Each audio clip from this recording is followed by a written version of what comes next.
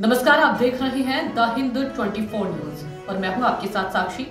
आइए नजर डालते हैं आज की बड़ी खबरों की ओर। फ्रांसीसी शासन से 2 मई 1950 में स्वाधीनता पाने वाले ऐतिहासिक चंदननगर शहर में गुरुवार को अपनी स्वतंत्रता की 75वीं वर्षगांठ हर्षोल्लास के साथ मनाई गई। चंदननगर फ्रेंच इंस्टीट्यूट में आयोजित कार्यक्रम में चंदननगर नगर निगम के मेयर राम चक्रवर्ती, इंस्टीट्यूट के डायरेक्टर वासवी पाल, सचिव अनिल कुमार घोष सहित गणमान्य व्यक्ति मौजूद थे। सांस्कृतिक कार्यक्रम का आयोजन किया गया। दूसरी तरफ इस अवसर पर चंदननगर कॉलेज और उसकी एलुमनी एसोसिएशन ने पूरे शहर को हेरिटेज सिटी घोषित करने की मांग उठाई। कार्यक्रम की शुरुआत प्रभात फेरी से हुई, जिसमें चंदननगर के mayor Ram Chakraborty, deputy mayor Munna Agarwal, college प्राचार्य देवाशीष सरकार सहित अनेक गणमान्य लोग और छात्र छात्राएं शामिल हुए। অন্যান্য বছর পালন করা হয়নি এরকম নির্দিষ্ট জায়গায় দাঁড়িয়ে কথা আমি আলোচনা করতে পারছি না, কিন্তু এটা নিশ্চয়ই জোর দিয়ে বলবো যে এবার এই ব্যাপারে যে বিশেষ উদ্যোগ, কারণ প্রতি বছর তার 75 বছর না, এটা স্বাধীনতার 75 বছর, ফলে বারবার জোর দেওয়া হচ্ছে যে ভিন্নতর স্বাধীনতার অভিজ্ঞতা চন্দননগরের স্বাধীনতা অ্যাসোসিয়েশন চন্দননগর কলেজ প্রিন্সিপালের আহ্বানে সাড়া দিয়ে আজকের এই যে মহান দিন, সেই দিনটা পালনের সিদ্ধান্ত গ্রহণ করেছিল আজ থেকে 1 মাস আগে, এবং এই দিনটিকে স্মরণীয় করে রাখার জন্য যে সমস্ত মানুষের উপস্থিতি বিশেষভাবে প্রয়োজন বলে আমরা মনে করেছি, আমরা মাননীয় অধ্যক্ষ মহাশয়ের সঙ্গে এই ব্যাপারে আলোচনা করেছি। আলোচনা করে আমরা চন্দননগরকে 4টে জোনে ভাগ করে চন্দননগর উত্তর, দক্ষিণ, পশ্চিম এবং মধ্য, এই 4টে জোনে ভাগ করে আমরা কলেজ অ্যালামনি অ্যাসোসিয়েশনের সদস্যরা এবং চন্দননগরের বিশিষ্ট মানুষ যারা চন্দননগর নিয়ে বিভিন্ন পর্যায়ে কাজকর্ম করেছেন তাদেরকে নিয়ে আমরা মাসাধিককাল এই সমস্ত পরিবারগুলোর সঙ্গে যোগাযোগ করে আজকের এই অনুষ্ঠানে তাদের উপস্থিত থাকার জন্য বিশেষভাবে অনুরোধ করেছি, এবং তারা আমাদের অনুরোধে সাড়া দিয়ে আজকে বিকেলে এই অনুষ্ঠানে উপস্থিত হবেন। মূলত আজকে বিকেলের যে অনুষ্ঠান, সেই অনুষ্ঠানের মূল উদ্যোক্তা যদি আপনারা বলেন, সেক্ষেত্রে সেই চন্দননগরের স্বাধীনতা দিবস এই হিসেবে বলা হচ্ছে, কিন্তু কিসের স্বাধীনতা? এটা হচ্ছে যে চন্দননগর তো ফরাসিদের অধীনে ছিল, সেইখান থেকে ভারতের সঙ্গে মেশার যে ঘটনাটা, সেটাকে স্বাধীনতা বলা হচ্ছে, কিন্তু এটা হচ্ছে একটা পলিটিক্যাল ঘটনা। এর পেছনে একটা সাইকোলজিক্যাল এবং সোশিওলজিক্যাল হিস্ট্রি আছে। সেটা হচ্ছে চন্দননগর বরাবরই দেখা যাচ্ছে এর আগে যে স্বাধীনতা যুদ্ধ করেছে সেগুলো কিন্তু ভারতবর্ষের স্বাধীনতা নিয়ে, নিজের স্বাধীনতা, অর্থাৎ চন্দননগর স্বাধীন হয়ে যাবে, চট্টগ্রাম যেরকম হয়েছে, এরকম কথা চন্দননগর একবার ভেবেছে। সেটা হচ্ছে কানাইলাল দত্ত, তিনি এই চন্দননগরের ফরাসিরা, তখন ফরাসি সার্কাস কোম্পানি এসেছিল, রেন সার্কাস, তারা খুব অত্যাচার চালাচ্ছিল। তারপর গার্দিভেল, যার বাড়িতে কানাইলালরা বোমা ফেলেছে, গার্দিভেলও খুব অত্যাচার করেছিল। সেই একটা দিন যখন পুলিশের ওপরে গুলি চলছে, এবার পুলিশ যখন গুলি চালাচ্ছে জনসাধারণের ওপর, সেরকম দিনও গেছে চন্দননগরে লাঠিচার্জ করেছে। তখন কানাইলাল উত্তেজিত হয়ে চারুবাবুকে বলেছিলেন যে সামান্য কটা ফরাসি পুলিশ, তো আমরা চন্দননগরটাকে দখল করছি না কেন? এইটা কিন্তু, এই কথাটা কিন্তু চন্দননগরের স্বাধীনতার প্রথম কথা। আরেকটাও পরিচয় হচ্ছে যে স্যার চন্দননগর অ্যালামনি অ্যাসোসিয়েশনের দীর্ঘকাল সভাপতি দায়িত্ব পালন করেন। ফলে এইরকম কোনো একজন মানুষকে আমরা পেয়েছি যিনি আজকে সকালবেলায় 9:30টার সময় পতাকা উত্তোলন করেছেন। এইটা আমাদের সূচনা।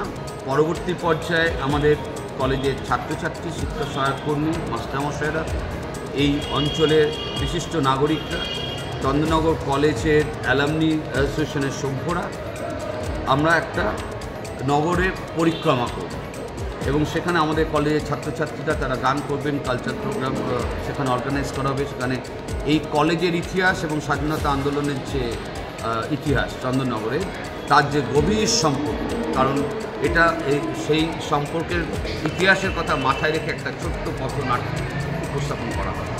এই কলেজের ইতিহাসটা বিশেষভাবে এই কারণে গুরুত্বপূর্ণ স্মরণ করার বিষয়। যে বাড়িতে দাঁড়িয়ে আমরা কথা বলছি, এটা হচ্ছে পৃথিবীর মধ্যে একটা ব্যতিক্রমী।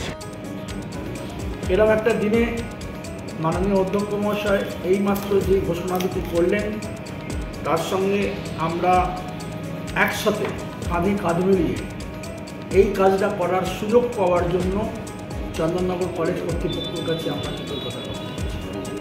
সাথে আমরা বিগত 1 মাস যাবৎ মাননীয় অধ্যক্ষ মহাশয়ের প্রস্তাব মতো এবং আমরা আমাদের কর্মসমিতিতে আলোচনা সাপেক্ষে যে সমস্ত মানুষজনের সঙ্গে চন্দননগরে যে সমস্ত স্থাপত্য এখনও আছে, সেই সমস্ত স্থাপত্যের যারা অধিকারী যারা সেগুলোকে এখনও পর্যন্ত মেনটেন করে চলেছেন, তাদের সঙ্গে যোগাযোগ করে আমরা তাদেরকে আজকে বিকেলবেলার অনুষ্ঠানে আনার ব্যাপারে রাজি করিয়েছি।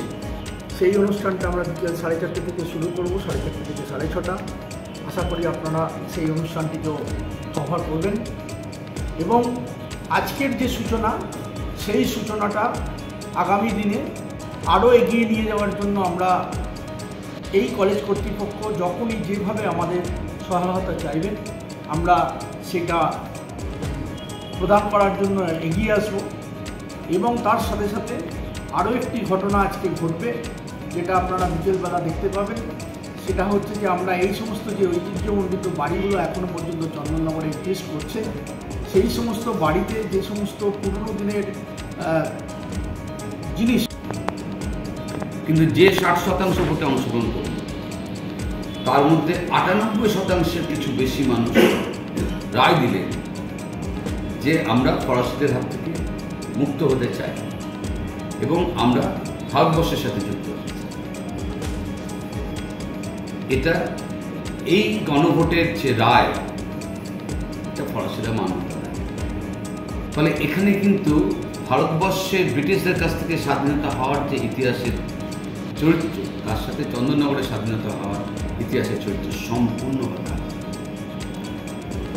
যেটা বিশেষ করে এখানে বলবার রয়েছে যে 1950 সালের 2রা মে স্বাধীন হলো ঠিকই, কিন্তু একটা স্বায়ত্ত শাসনের মতন ব্যবস্থা চালু হলো। তখনই কিন্তু সরাসরিভাবে এই যুক্ত হওয়ার ঘটনাটা ঘটল না, ধাপে ধাপে একটা স্বাধীন প্রশাসনের ব্যবস্থা নিশ্চিতভাবে ভারত সরকারের সাথে তার যোগ রয়েছে। পরবর্তী অবস্থায় ধাপে ধাপে 1952 সাল এবং তারপরে চূড়ান্ত চারা নিল 1954 সালে 2রা অক্টোবর, যখন গেজেট নোটিফিকেশনের মাধ্যমে ভারত সরকার চন্দননগরকে পশ্চিমবঙ্গের সাথে যুক্ত করল। তাহলে স্বাধীন হলো 1950 সালের 2রা মে, আর পশ্চিমবঙ্গের সাথে চন্দননগর যুক্ত হলো 2রা অক্টোবর 1954 সালে। অদ্ভুত যে হেরিটেজ বিল্ডিং, এটা 2010 সালে হেরিটেজ কমিশন হেরিটেজ ডিক্লেয়ার করেছে, এরকম আছে। সেগুলোর সাথে সাথে এখনো অনেক জায়গা রয়েছে যেগুলো হেরিটেজ ডিক্লেয়ার হয়। এর পাশাপাশি ইনট্যাঞ্জিবল হেরিটেজ, এটা চন্দননগরের সাংঘাতিক গুরুত্বপূর্ণ। তার মধ্যে রিলিজিয়ান হেরিটেজ রয়েছে, পলিটিক্যাল হেরিটেজ রয়েছে, কালচারাল হেরিটেজ রয়েছে। এই হেরিটেজগুলো চন্দননগরের হচ্ছে সম্পদ। এগুলো নিছক 75 না, 100, 150, 200 বছর ধরে এর ইতিহাস, এবং সময়ের সাথে সাথে এগুলো হারিয়ে যাচ্ছে। এই আবেদনটা করার লক্ষ্য হচ্ছে যে আগামী দিনে যে জিনিসগুলো হারিয়ে যাচ্ছে, যে হেরিটেজ চন্দননগর থেকে হারিয়ে যাচ্ছে, ট্যাঞ্জেবল এবং ইনট্যাঞ্জেবল, সেগুলোকে চিহ্নিত করা, মর্যাদা দিয়ে রক্ষা করা, নিছক শুধু হেরিটেজ তকমার জন্য নয়। এই হেরিটেজ চর্চা যদি চন্দননগরের ঠিক মতন হয়, সরকার যদি এই শহরকে হেরিটেজ সিটি ডিক্লেয়ার করে, সরকার নয়, পশ্চিমবঙ্গ হেরিটেজ কমিশন যদি এটা হেরিটেজ সিটি ডিক্লেয়ার করে, তাহলে এই হেরিটেজকে কেন্দ্র করে যে ট্যুরিজম। देखते रहिए द हिंद 24 न्यूज।